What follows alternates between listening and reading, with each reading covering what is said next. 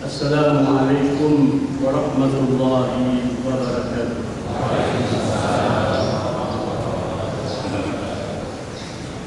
Alhamdulillahi rabbil alamin. Wassalatu wassalamu ala asyrafil anbiya'i wal mursalin sayyidina wa habibina wa qurrati a'yunina wa maulana Muhammad an-nabiyyi ummi wa ala alihi wa sahbihi ajma'in. Ibu-ibu, bapak-bapak, muslimin muslimat rahimakumullah.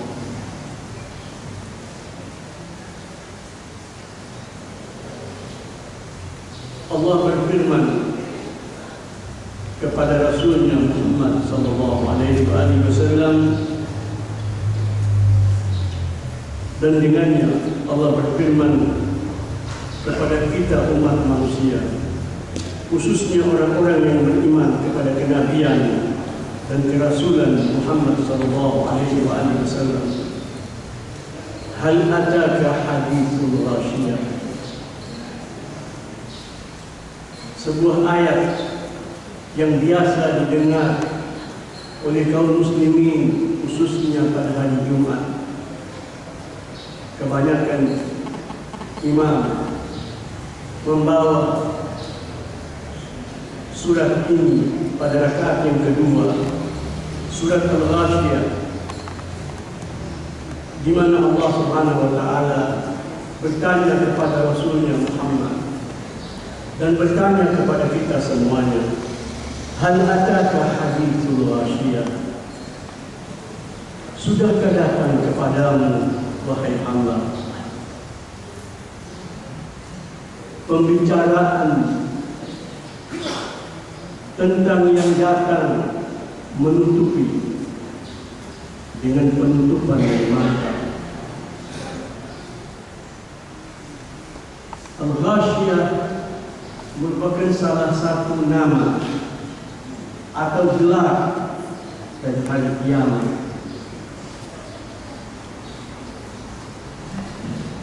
Ketika kiamat terjadi penutupan terhadap kesadaran umat manusia. Biasanya orang yang tidak sadar jatuh pingsan, tidak merasakan apa yang terjadi. Tetapi Al-Ghasyiyah, penutupan alam pikiran dan alam kesadaran yang terjadi di hari kiamat, tidak membuat manusia terlena, terlupa kepada goncangan, kengerian yang dahsyat. Allah Subhanahu wa taala antara lain ketika berbicara tentang hari kiamat, Allah menyatakan, ya ayuhan nasu taqu rabbakum, wahai sekalian umat manusia, bertakwalah kamu kepada Tuhan kamu, pencipta dan penganugerah kamu. Takutlah kamu terhadap ketentuan Allah. Apalagi yang berkaitan dengan hari kiamat. Inna zalzalata sa'ati syai'un 'azim. Sungguh goncangan hari kiamat adalah sesuatu yang sangat agung. Kenapa Allah tidak menyatakan goncangan hari kiamat itu dahsyat? Kenapa Allah tidak menyatakan bahwa goncangan hari kiamat itu sangat mengerikan atau sangat menakutkan? Tetapi Allah katakan sesuatu yang sangat agung, azim, keagungan yang tak terbayangkan oleh kamu, tidak pernah terlintas dalam khayal kamu. Suatu goncangan yang agung, terkandung di dalamnya kedahsyatan kengerian, kedahsyatan yang menakutkan, Segala sesuatu bisa dibayangkan padanya, hal-hal yang mengerikan, tetapi Dia agung. Itulah Allah Subhanahu wa Ta'ala. Tidak ada orang yang pada saat itu mau maki-maki. Tidak ada orang yang saat itu yang mau menggerutu. Dalam kengerian yang dahsyat, tunduk menghormati perintah Allah Subhanahu wa Ta'ala. Hatinya pun tidak berani untuk mendekati. Itulah Allah Subhanahu wa Ta'ala. Termasuk hamba-hambanya yang durhaka, yang berkhianat, calon-calon penghuni neraka. Ketika merasakan kengerian itu pun dia tidak berani menyalahkan Allah Subhanahu wa Ta'ala. Itu makna agung. Yauma tarawnaha tadhhabu kullu murdi'atin amma arda'at. Hari ketika engkau menyaksikan goncangan pada saat itu. Ibu-ibu yang sedang menyusui anaknya, terlena, lupa, penuh kesedihan, penuh kengerian, dia lempar anaknya. Ibu yang terkenal sayangnya kepada anak yang dia lahirkan, pada saat itu dia tidak mampu untuk mengerti apa yang terjadi. Dia tidak kenal anaknya. Wa qada'u kullu dzati hamlin hamlaha.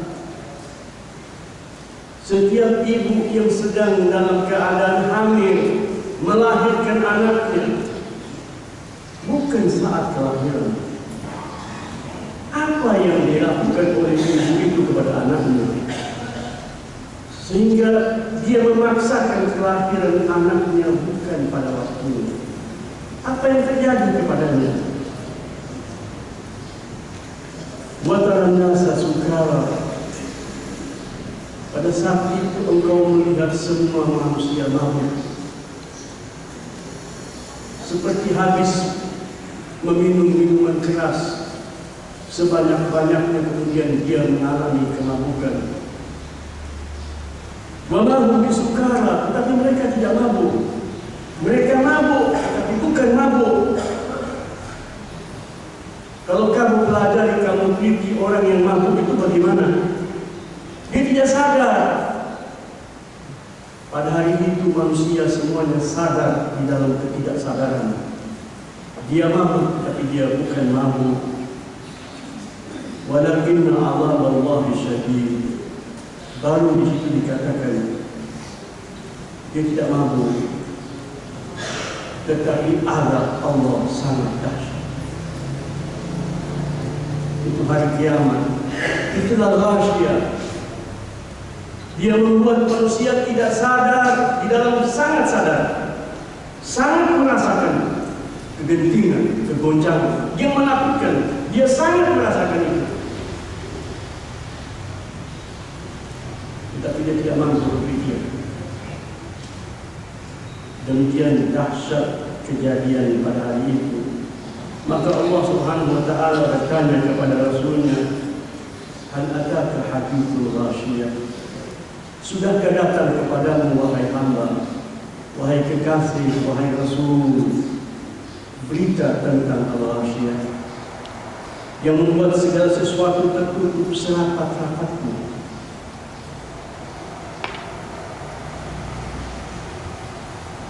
Umar ibnu Maimun, salah seorang sahabat Rasul sallallahu alaihi wasallam, meriwayatkan bahwa pernah Rasulullah sallallahu alaihi wasallam berjalan bersama beberapa sahabat di suatu hari. Tiba-tiba dia melintasi sebuah rumah. Beliau mendengar seorang perempuan membaca ayat-ayat Al-Quran.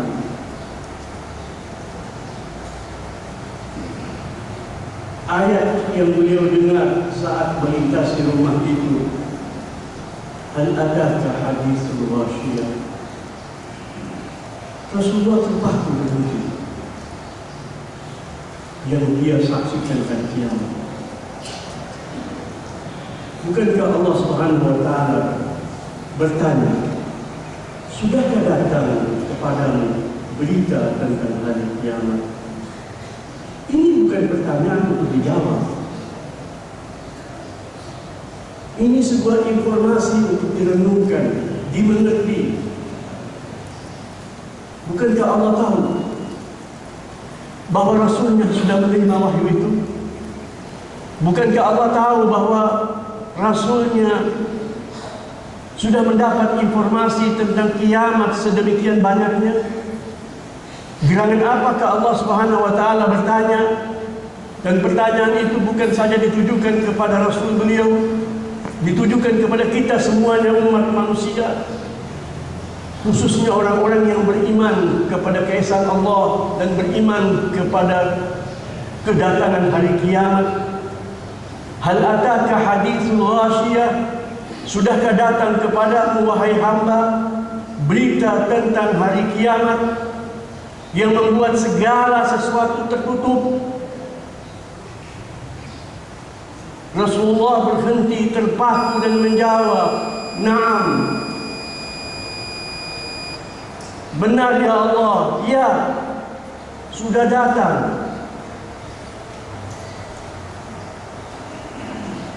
Luapan emosinya, perasaannya terbaca dengan jelas oleh sahabat-sahabat beliau. Terbayang di wajah beliau rasa takut yang mengerikan.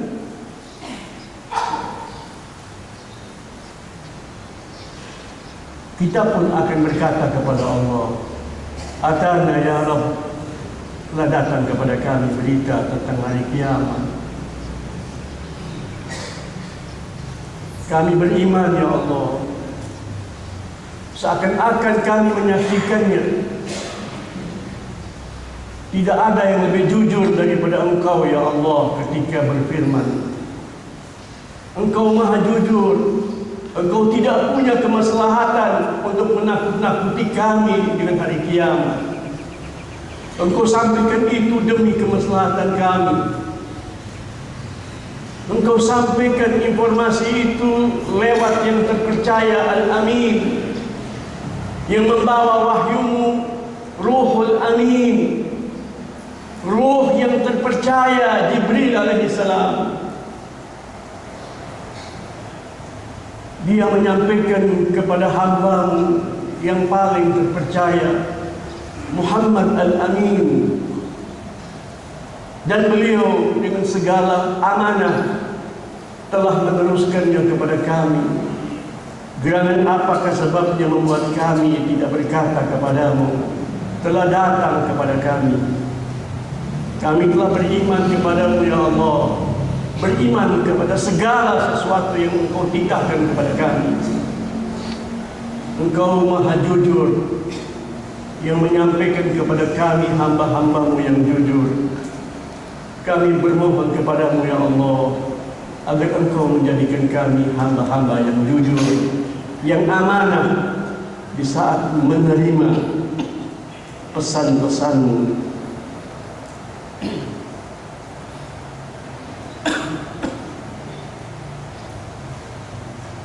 Di akhir surat Al-Ghashiyah, Allah Subhanahu wa Ta'ala menyatakan, "Inna ilaina iyabahum." Allah berbicara tentang kepulangan kita umat manusia. Sungguh kepada kami jua mereka semuanya pulang. Summa inna alaina hisabahum. Kemudian Allah menyatakan, kemudian bukan sembarang kepulangan. Sungguh merupakan tugas kami untuk mengadakan perhitungan dengan mereka. Maka pada saat itu kita berkata kepada Allah, Allahumma adkhilnal jannata bighairi hisab. Kita minta pengecualian. Kita mohon kepada Allah Subhanahu wa taala, maafkanlah kami ya Allah. Ampunilah kami ya Allah. Masukkanlah kami ke dalam surga-Mu tanpa Engkau mengadakan perhitungan. Itu permohonan hamba. Kenapa kita bermohon begitu? Karena Nabi SAW menginformasikan kepada kita bahwa ada hamba-hamba Allah yang dimasukkan ke dalam surga tanpa perhitungan.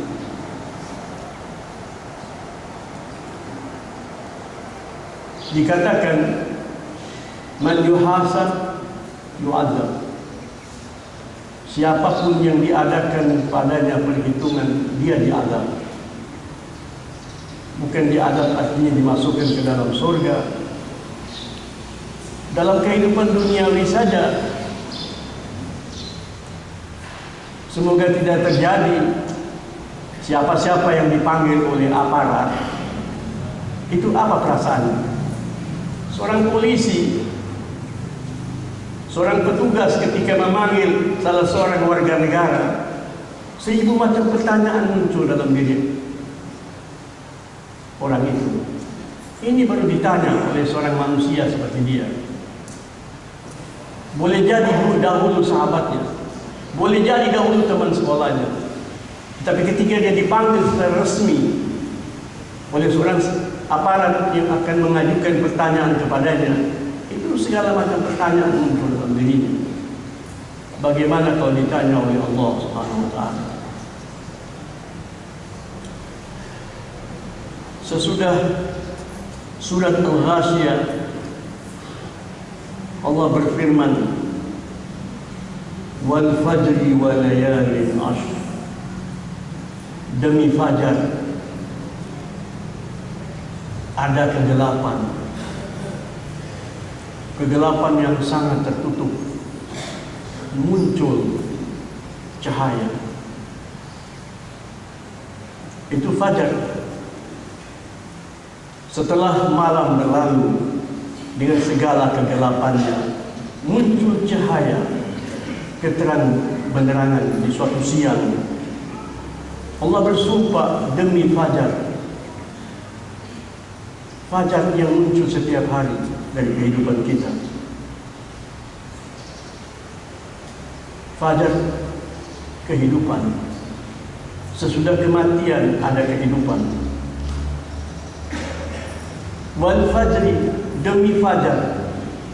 Para ulama, para ahli tafsir, kena dikaitkan dengan firman Allah sesudahnya, walayalin ashr, dan demi 10 malam. Bermacam-macam tafsirannya. Dalam salah satu riwayat, Rasulullah SAW memberikan isyarat bahwa fajar itu fajar hari raya Idul Adha. Sesudah 10 malam berlalu, malam dari hari-hari Zulhijjah. Bulan Zulhijjah, bulan haji. Karena hari raya haji itu jatuh pada tanggal 10 Zulhijjah. Kan sebelumnya ada 10 malam. Malam ke-1, malam ke-2, sampai malam ke-10. Allah bersumpah. Sebagian pakar tafsir mengatakan ketika orang itu berhaji, ada tanda-tanda Allah mengingatkan kita tentang kematian. Semua orang ketika berihram memakai pakaian yang sama, yang tanpa jahit, persis kafan, tidak ada bedanya.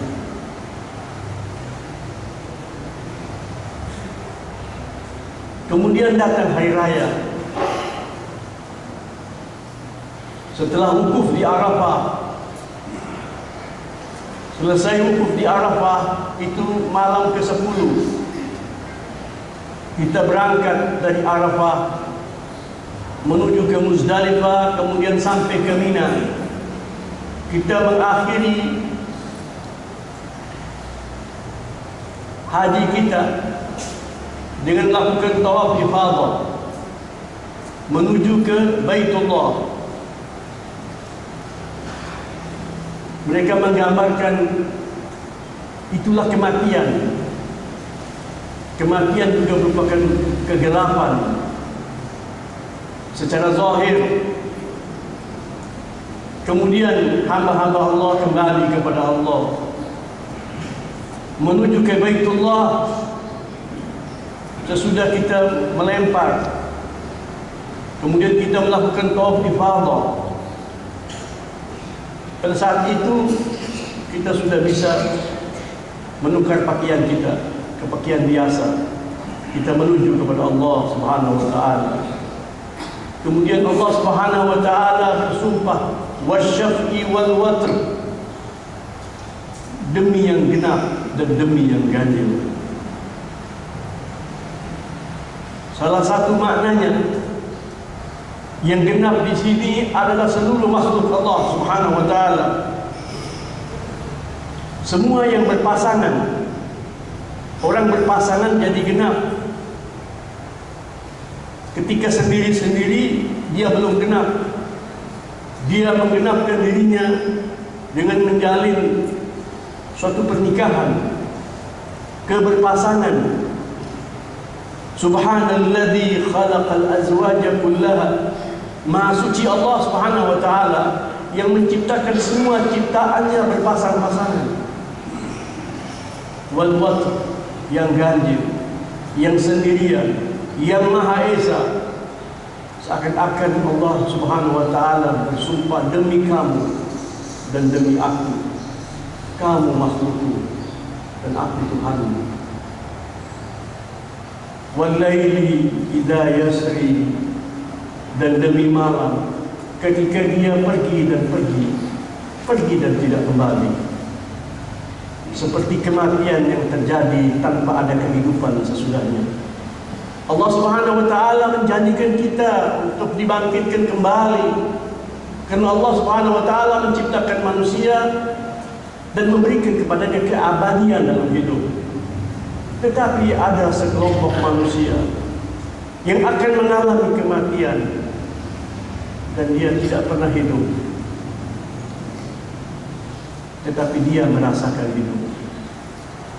Seperti tadi Allah Subhanahu wa taala menyatakan, wa taran nasa sukara, engkau menyaksikan manusia dalam keadaan mabuk, wa ma hum bisukara, tapi mereka tidak mabuk seperti yang kau pahami.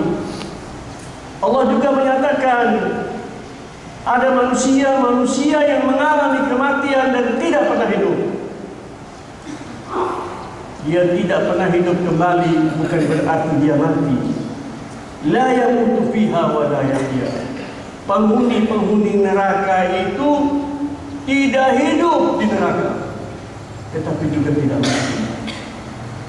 Tidak mati. Mereka berangan-angan kapan datangnya kematian, tetapi kematian tidak pernah datang. Mereka mengalami kematian setiap detik, dan bukan satu kematian.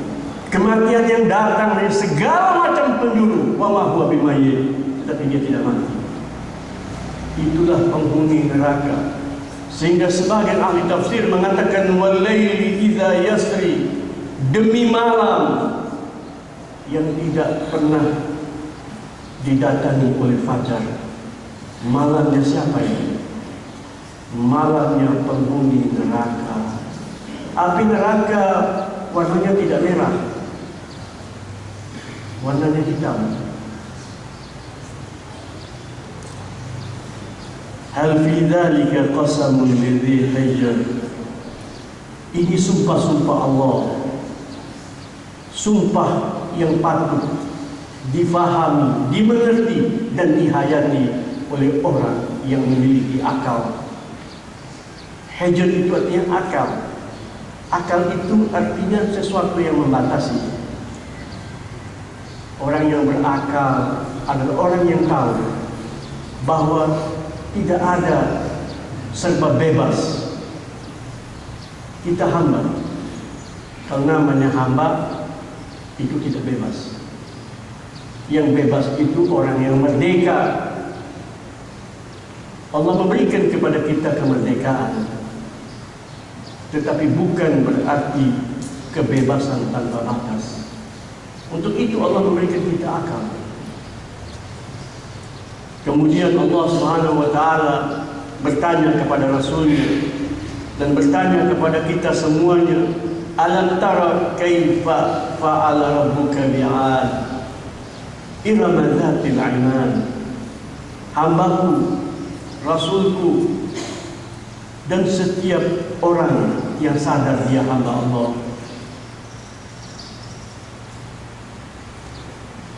bagaimana yang diperlakukan oleh Tuhanmu kepada Ad.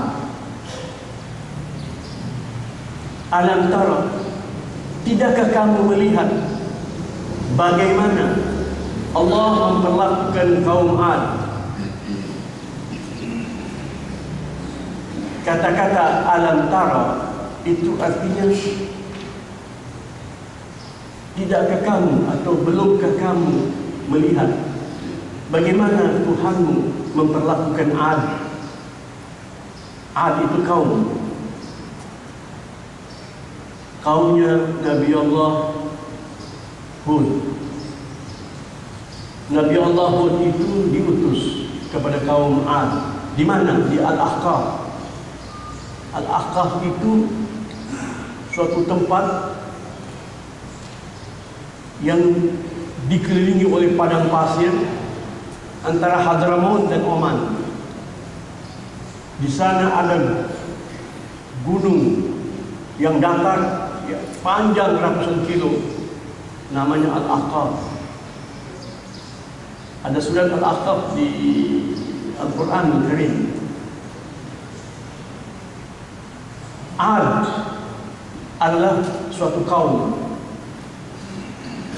Allah mengutus kepada mereka nabinya Hud alaihi salam. Allah Subhanahu wa taala menyatakan iram dzatil imad. Kaum Ad itu adalah umat Iram yang telah membangun bangunan-bangunan yang tinggi. Allah menyatakan kemudian allati lam yukhlaq mithluha fil bilad.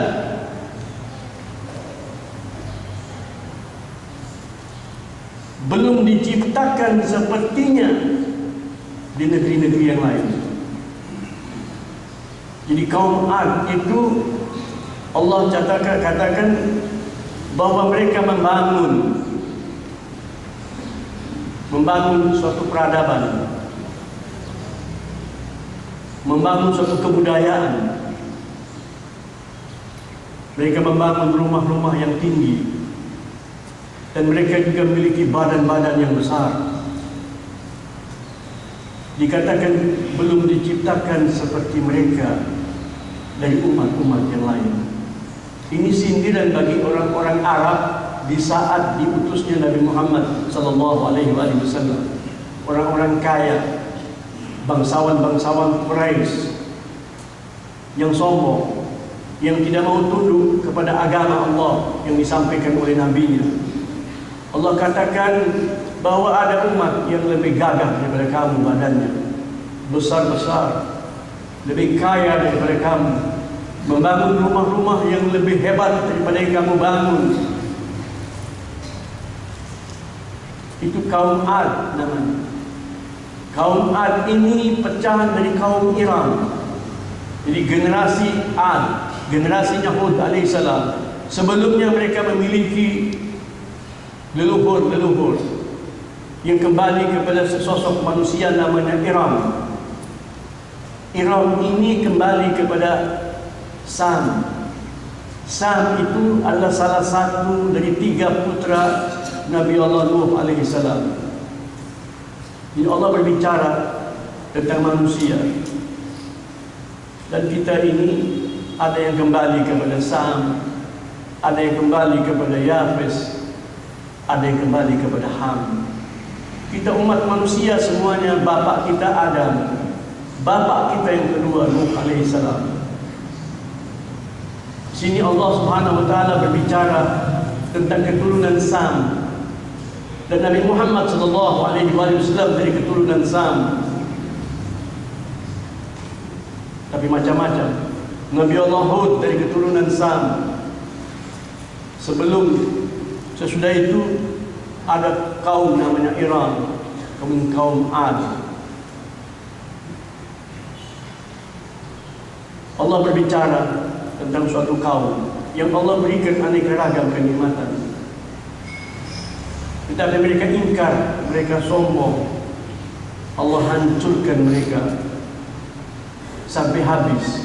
Alhamdulillah, Nuh alaihissalam tidak saja memiliki anak yang namanya Iram, kemudian Ad, beliau juga memiliki anak-anak yang lain.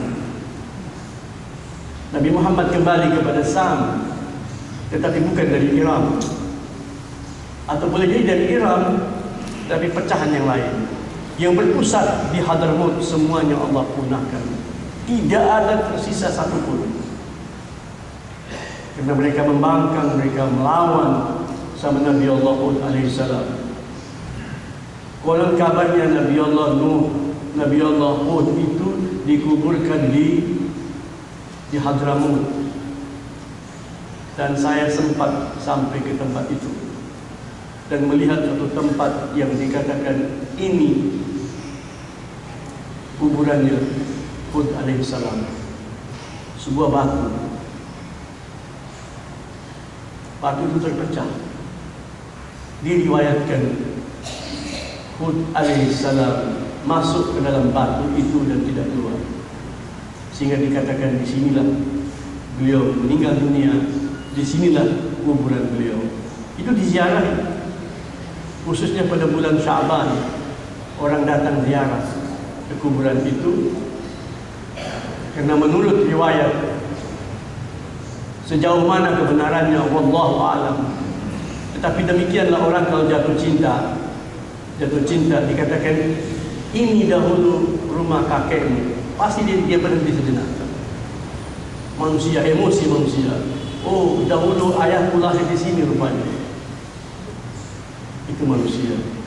Apalagi manusia yang memiliki sejarah yang baik, manusia yang penuh cinta, penuh kasih kepada manusia, kemudian umatnya tidak membalas dengan baik. Mereka berusaha untuk membunuhnya. Dia memohon pertolongan Allah, kemudian Allah menyelamatkannya dengan cara begitu. Allah katakan, kau masuk ke lubang itu, kau selamat. Pecahan lubang itu sempit sebetulnya. Bagaimana kita bayangkan seseorang bisa masuk ke situ? Kalau memang itu tempatnya, maka itu tanda kebesaran Allah Subhanahu wa taala. Kemudian Allah Subhanahu wa taala berbicara tentang kaum-kaum yang lain. Wa Thamud alladzina jabu sakhra bil wad. Ini kaum Thamud, umat Nabi Saleh alaihi salam. Allah memberikan kepada mereka kemampuan untuk membangun rumah-rumah dari batu-batu yang besar. Sebagaimana orang sekarang memahat patung. Kalau kita pergi ke Bali, umpamanya kita akan menyaksikan sana banyak orang yang membuat patung, memahatnya dari kayu. Ini batu-batu besar mereka pahat, mereka jadikan kamar-kamar, mereka hidup. Itu adalah kaum Nabi Allah Saleh. Allah memberikan mereka kemampuan untuk hidup aman di dalam lubang-lubang yang keras, yang kuat, yang tidak akan mendapatkan dampak betapapun terjadi gempa. Tetapi mereka tidak bersyukur kepada Allah Subhanahu wa taala. Mereka dipunahkan oleh Allah. Kemudian Allah berbicara tentang Fir'aun. Wa Fir'aun dzil autad. Lihat umat Fir'aun. Sebagaimana Allah mengatakan Ad, itu kan kaum. Ad sebuah nama. Ketika Allah berbicara tentang Fir'aun, Allah berbicara tentang Fir'aun dan umatnya. Umat yang memiliki kemampuan membangun bangunan yang kuat dan besar, membangun pasak-pasak yang tertanam di bumi. Itulah piramid. Alladzina taghaw fil bilad. Mereka adalah manusia-manusia yang melakukan kejahatan dan kezaliman di muka bumi. Ketika mereka memperlakukan umat lain dengan perlakuan yang tidak adil, dan umat yang lain itu adalah juga hamba-hamba Allah. Kaum pendatang yang hidup bersama mereka ratusan tahun, andaikan mereka baru datang kemarin, mereka berhak untuk diperlakukan dengan baik. Karena itu perintah Allah Subhanahu wa taala. Tidak ada suatu umat yang memperlakukan pendatang dengan zalim. Kenapa boleh jadi pendatang itu datang ke negeri itu karena ingin mencari rezeki? Kan kita saksikan sekarang di dunia ini, ada negeri-negeri yang makmur dan ada negeri-negeri yang mengalami banyak kesusahan karena ketidakadilan atau karena dosa-dosa tertentu yang mereka lakukan sehingga mereka merasakan kefakiran dan kesulitan. Mereka terpaksa berhijrah atau migrasi, hidup di negeri orang. Allah melihat bagaimana orang yang mendapatkan kenikmatan kemakmuran itu memperlakukan hamba-hamba yang terpaksa datang.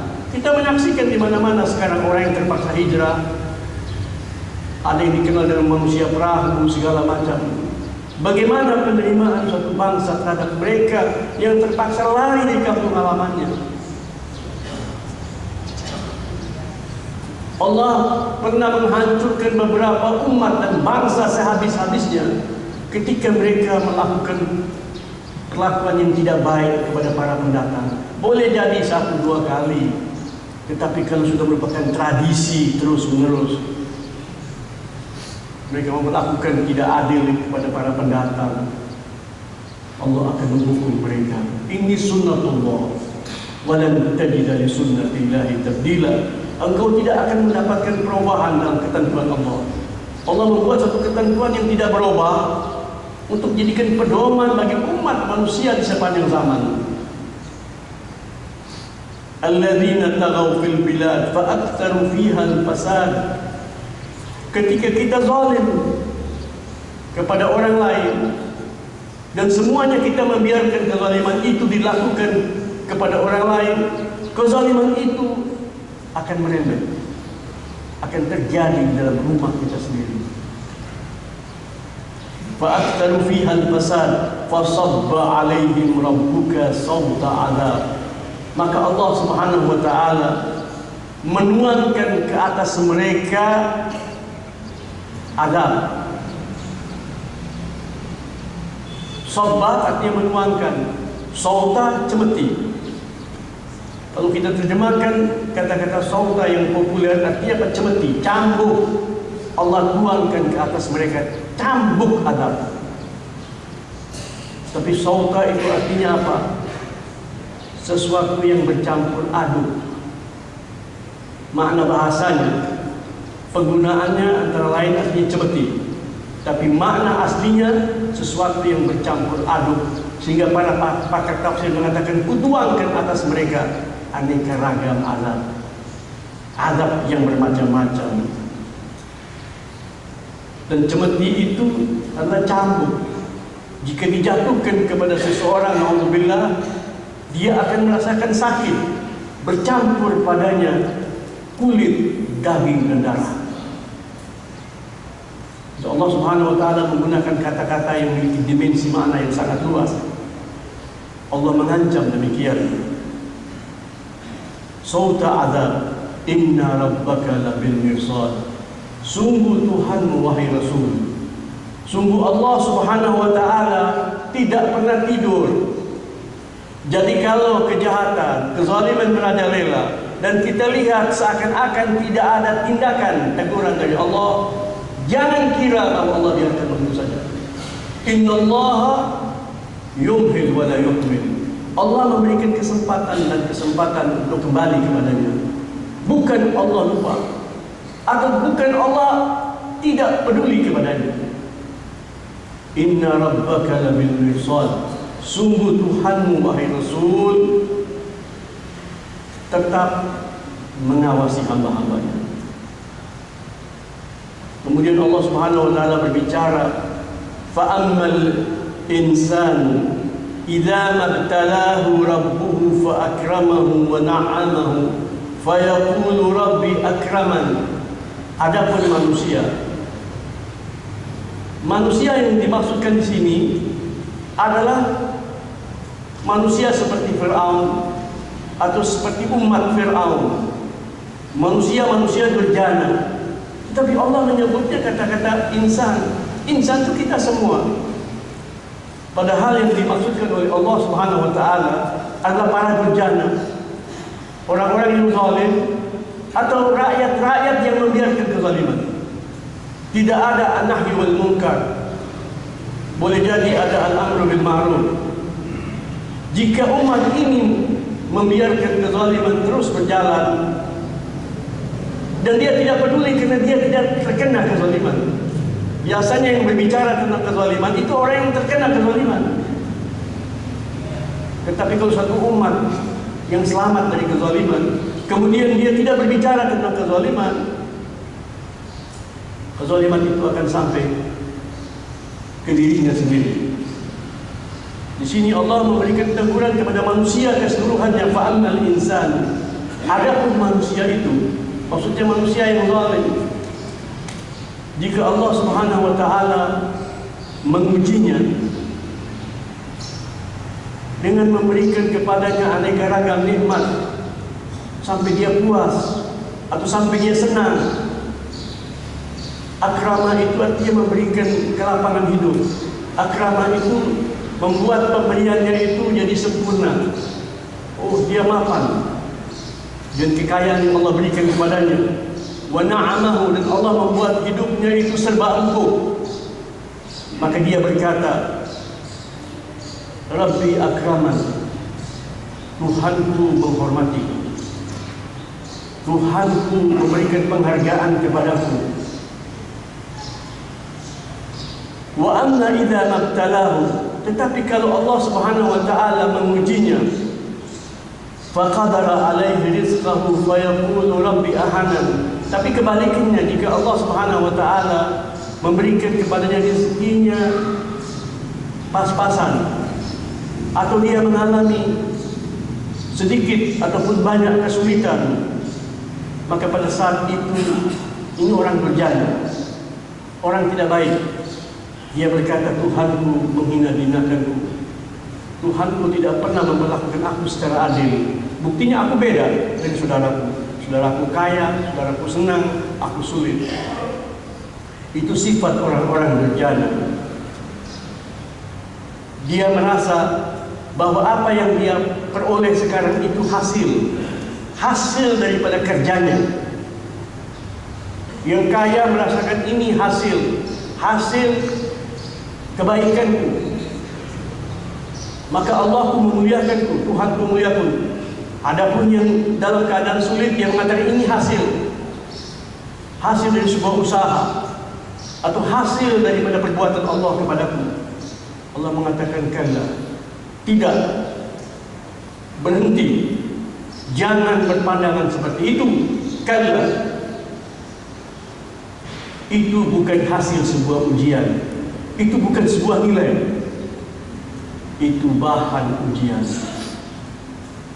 Bahan ujian, bukan hasil ujian. Demikian Allah Subhanahu wa taala menegur. Allah kaitkan ini dengan kisah umat-umat yang terdahulu. Kalla bal la tukrimuna al-yatim wa la tahaduna 'ala ta'amil miskin. Ini tentunya berkaitan dengan orang-orang yang kaya, yang penuh dengan kenikmatan. Ketika Allah cabut dari mereka kenikmatan, Allah berkata kepada mereka, itu dikarenakan kamu tidak pernah bersikap dermawan kepada anak-anak yatim, tidak pernah menghimbau sesama untuk membantu orang-orang miskin. Kerja kamu adalah memakan kekayaan dengan tanpa batas. Wa ta'kuluna turatsa aklan lamma, dan kamu memakan pusaka-pusaka dunia dengan segala kerakusan. Jadi ketika Allah Subhanahu wa taala menegur suatu umat ataupun menegur suatu pribadi, itu karena kegagalannya dalam menghadapi ujian. Kekayaan dan kemiskinan bukan sebuah hasil dari ujian, tidak. Hasilnya nanti dilihat di hari kemudian. Penghormatan dan penghinaan itu akan terlihat di hari kemudian. Kalla idza dukkatil ardu dakkan dakka wa jaa rabbuka wal malaku saffan saffa. Tidak hambaku berhenti berpikir seperti itu. Nanti ketika bumi ini dihantam, bumi ini mendapat goncangan, bumi ini dibelah, dihancurkan sampai rata, dan ketentuan Tuhanmu datang. Wa jaa rabbuka, datang Tuhanmu, Allah datang. Itu ungkapan yang sangat dahsyat. Yang datang itu ketentuan Allah Subhanahu wa taala. Allah hadir dalam kehidupannya. Ketentuan Allah yang sangat berbeda terjadi.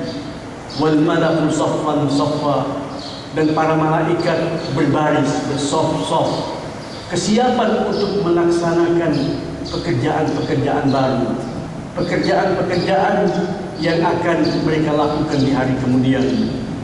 Waji'a yawma idzin bi jahannam, maka pada hari itu neraka didatangkan. Neraka yang sangat dahsyat, yang sangat kuat itu didatangkan oleh Allah Subhanahu wa taala. Yauma idzin yatadakkarul insanu wa anna lahu dzikra. Pada saat itulah manusia yang durjana itu baru ingat. Dia ingat tentang kehidupannya di dunia. Kenapa begitu? Kenapa perbuatan saya kok seperti itu? Kenapa perbuatan saya bukan seperti ini? Dia ingat. Dan saat itu dia mengadakan perhitungan. Allah memberi komentar, wa anna lahu dzikra. Hambaku, untuk apa kamu berpikir? Untuk apa kamu mengingat-ingat? Kemaslahatan apa yang bakal kamu peroleh dalam ingatan kamu itu? Sudah sangat terlambat hamba engkau mengadakan perhitungan dengan dirimu. Yaqulu ya laitani qaddamtu li hayati. Pada saat itu dia berkata, oh alangkah bahagianya kalau aku memperhitungkan tentang kehidupanku. Jadi manusia-manusia durjana, manusia-manusia yang tidak beriman, yang tidak menghormati nilai-nilai agama, adalah manusia yang tidak menghormati hidupnya, yang tidak pernah berpikir bahwa hidup itu baik, hidup itu penting. Kenapa kau korbankan hidupmu sehingga engkau berada di suatu tempat engkau tidak hidup dan engkau tidak mati? Ya laitani qaddamtu li hayati. Naudzubillah, kita berlindung diri kepada Allah. Jangan sampai kita mengucapkan kata-kata ini. Ya laitani qaddamtu li hayati. Ada orang yang bertanya, kenapa Allah Subhanahu wa taala menghukum hambanya hukuman yang sangat dahsyat, hukuman yang abadi, padahal dia hidup di dunia hanya sebentar. Dosanya pun kecil. Dosanya kecil jika dibandingkan dengan neraka. Dosanya itu kecil, tetapi dia tidak sadar bahwa dosa itu dia lakukan kepada yang Maha Agung, Allah Subhanahu wa taala, yang sangat menganugerahinya, yang sangat mencintainya. Kita juga harus tahu bahwa surga itu tidak setimpal dengan amal perbuatan kita. Kita masuk surga karena rahmat Allah Subhanahu wa taala. Jangan bertanya kenapa seseorang itu hidup di dunia hanya berapa puluh tahun dan dosa yang dia lakukan ya begitu-begitu yang kita lihat ini. kemudian azabnya begitu dahsyat. Allah Subhanahu wa taala memberikan pelajaran kepada kita dalam kehidupan ini. Antara lain, kenapa segelas air memberikan kehidupan? Berapa harga segelas air? Kalau orang yang kehausan di padang pasir atau kehausan dimanapun dalam kehausan yang sangat dahsyat, kenapa air segelas ataupun setengah gelas memberikan kehidupan?